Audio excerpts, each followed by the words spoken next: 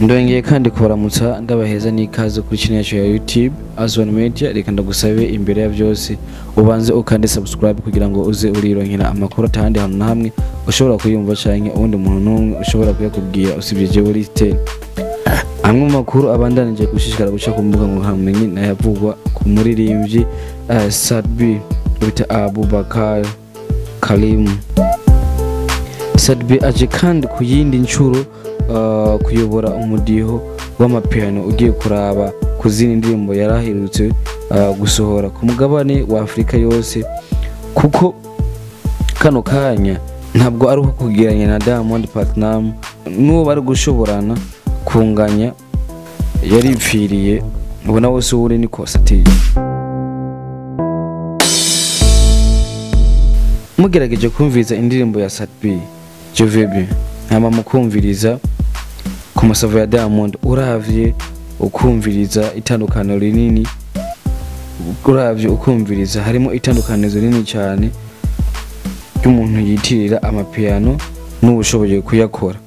Sadbi mukwiye kumuha amashugwe yiwe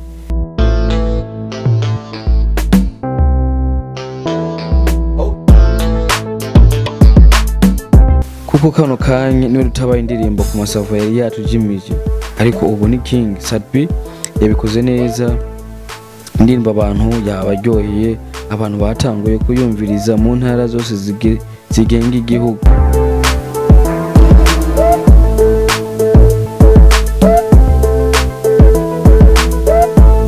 Ubu ahahora havuzwa ku masavo, ubu hariko haravuzwa hit ya Sadbi Jovebe.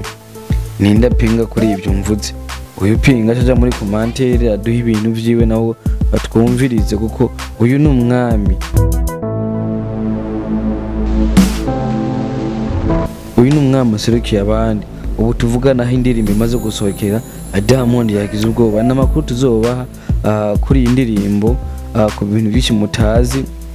Reka dushimire uko kuri Azwan TV aho hereye hose, tugushimire cyane. Utakora subscribe tugusaba kuyikora kugira ngo uzurironka amakuru nk'aya kandi ushobora kuyakura.